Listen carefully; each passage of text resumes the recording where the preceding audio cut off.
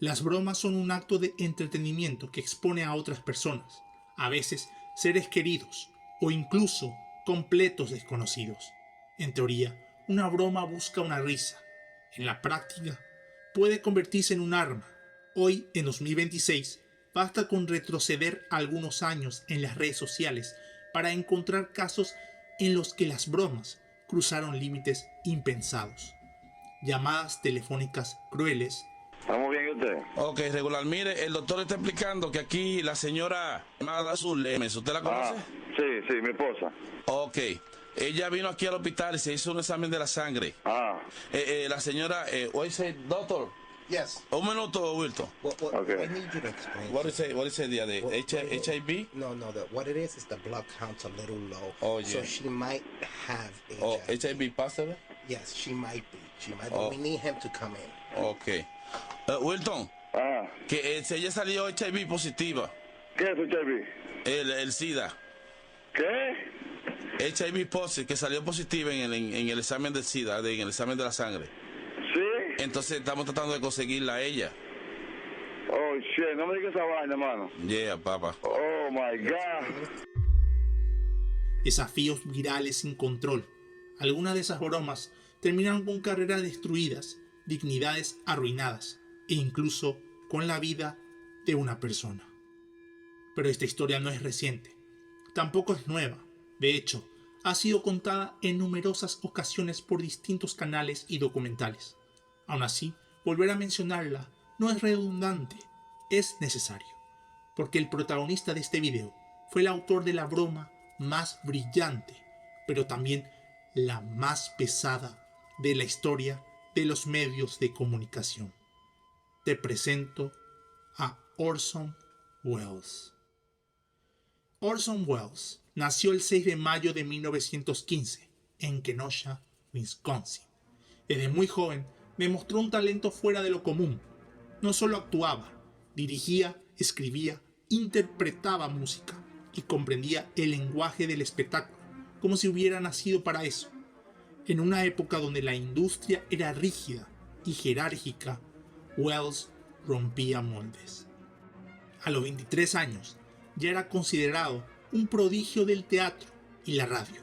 Su estilo innovador, su voz grave y su capacidad para manipular la atención del público lo convirtieron rápidamente en una figura destacada.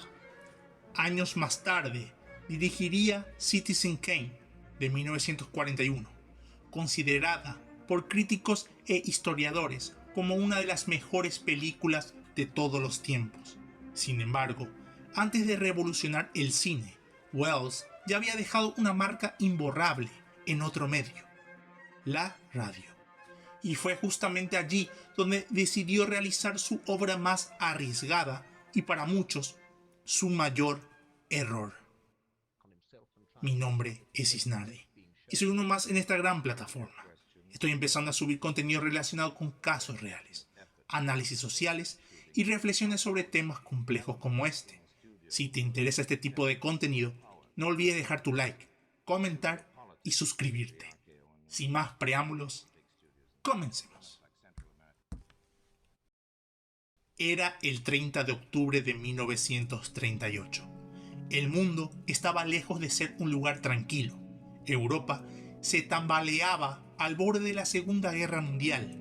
Los periódicos hablaban de invasiones, bombardeos y avances militares. La palabra guerra estaba en boca de todos. En Estados Unidos, la radio era el medio más influyente de la época. No solo entretenía, informaba, era confiable. Cuando la radio interrumpía su programación, significaba una sola cosa: algo grave estaba ocurriendo. Esa noche, millones de personas estaban reunidas alrededor del receptor. Nadie imaginaba que en cuestión de minutos la tranquilidad doméstica se transformaría en pánico colectivo. Inspirado por ese clima de inestabilidad, Orson Welles decidió adaptar La Guerra de los Mundos, la novela de H.G. Wells, pero con un giro radical. No sería una obra tradicional, no habría narrador omnisciente ni advertencias constantes. Sería presentada como una serie de boletines informativos en vivo. La idea era simple y peligrosa: mezclar ficción con el lenguaje exacto de la realidad. Wells entendía algo fundamental: la radio no solo transmitía sonidos, transmitía autoridad. Si sonaba como una noticia, el público lo creería como una noticia. La emisión comenzó a las 8 p.m., justo después de un popular programa musical.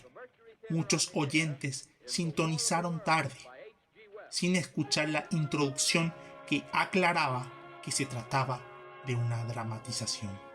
De pronto, la música fue interrumpida. Un locutor anunció que un astrónomo había detectado explosiones en la superficie de Marte. Minutos después, otro boletín informó que un objeto había caído en Grover's Mill, New Jersey. No era una historia lejana, era aquí, era ahora. Los efectos sonoros fueron clave: explosiones, interferencias, gritos a los lejos. Las voces de los corresponsales temblaban. Algunos reporteros morían en vivo, cortados abruptamente por el silencio. No había música dramática. Eso lo hacía aún más creíble. La radio estaba contando, minuto a minuto, el fin del mundo. A medida que avanzaba la transmisión, el horror crecía. Se describieron criaturas emergiendo de cápsulas metálicas, trípodes avanzados, rayos de calor incinerando todo a su paso, tropas del ejército siendo derrotadas sin esfuerzo. La invasión ya no era una posibilidad, era un hecho. El pánico colectivo. Aquí es donde la broma dejó de ser entretenimiento. Colapso de la realidad. Millones de oyentes no comprendieron que se trataba de ficción. Para ellos, la radio no mentía. El miedo se volvió físico, real. Llamadas desesperadas. Las líneas telefónicas colapsaron. Comisarías, estaciones de radio y periódicos recibieron miles de llamadas. Personas llorando, gritando, suplicando información. Algunos afirmaban ver luces en el cielo. Otros juraban oír explosiones a lo lejos. Escena de caos. En New Jersey, vecinos salieron armados con escopetas, cuchillos y herramientas. Se organizaron para defender sus barrios. Las carreteras se llenaron de autos huyendo sin rumbo. Hubo personas que abandonaron sus casas para esconderse en bosques o sótanos. Familias enteras rezando juntas, convencidas de que no sobrevivirían. Consecuencias extremas. Hospitales reportaron crisis nerviosas severas, ataques de pánico, desmayos. Se registraron intentos de suicidio y autolesiones. Personas que prefirieron morir antes de que enfrentar lo que creían una invasión inevitable.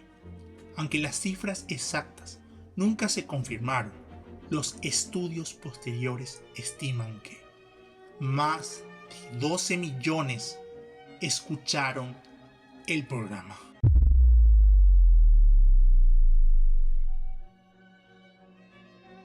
Entre 1 y 2 millones entraron en pánico real, todo provocado por una hora de radio. La revelación. Alrededor de las 8:30 p.m., Orson Welles interrumpió la transmisión para aclarar que todo era una obra de ficción. Para muchos ya era tarde. Algunos respiraron aliviados, otros reaccionaron con furia. Se sintieron engañados, humillados, manipulados. El día después, los diarios explotaron con titulares sobre el pánico nacional. Se habló de irresponsabilidad, de manipulación masiva, de la necesidad de regular los medios. Welles pidió disculpas públicamente. Se mostró nervioso, casi arrepentido. Pero ocurrió algo inesperado. ¿Qué pasó con Orson Welles? No fue arrestado, no fue a prisión. Hubo demandas civiles, pero la mayoría fueron desestimadas. No existía una ley que prohibiera lo que había hecho. No se pudo demostrar intención maliciosa. Lejos de destruir su carrera, el escándalo lo catapultó a la fama. Hollywood lo llamó. Años después, dirigiría Citizen Kane. La noche del 30 de octubre de 1938 no hubo marcianos, pero sí hubo algo mucho más peligroso. Millones de personas creyeron sin cuestionar. No fue una invasión extraterrestre, fue una invasión del miedo y quizá también una advertencia que seguimos ignorando hasta hoy. Orson Welles no fue solo el hombre que asustó a una nación, fue la prueba viviente de que el talento, cuando se combina con inteligencia y audacia, puede moldear la realidad misma. A los 23 años entendió algo que muchos nunca comprenden en toda su vida, que los medios no solo informan o entretienen, construyen mundos, y esos mundos pueden ser tan reales como peligrosos. Welles dominaba la palabra, el silencio, el ritmo y la emoción. Sabía cuándo hablar y cuándo callar. Sabía que una voz firme podía valer más que 1000 imágenes. Esa noche de 1938 no necesitó mostrar nada. Le bastó con sugerir, con insinuar, con dejar que la mente del oyente hiciera el resto. Su talento fue tan grande que incluso se volvió incontrolable. Porque la guerra de los mundos no fue simplemente una broma, y solo un experimento radial. Fue un espejo brutal de la sociedad. Una sociedad que confió ciegamente, que creyó sin verificar, que entró en pánico, no por lo que vio, sino por lo que escuchó. Orson Welles pagó el precio de su genialidad con críticas, con miedo y con culpa, pero también fue recompensado. El mismo hombre señalado por irresponsable fue el que años más tarde entregó al mundo Citizen Kane, demostrando que su talento no era casualidad, sino destino. Tal vez esa sea la lección final, que el genio no siempre es cómodo, que el talento extremo incomoda, sacude y rompe límites, y que el verdadero peligro no estuvo en Orson Welles, sino en nuestra facilidad para creer. Porque esa noche no hubo marcianos, pero sí hubo algo más real, el poder absoluto de una voz, y la prueba definitiva del excelentísimo talento de Orson Welles. Muchas gracias por llegar hasta aquí. Si te gustó este relato, no olvides dejar tu like, suscríbete, dale a la campanita y comenta sugiriéndome una nueva historia para el próximo video. Eso es todo.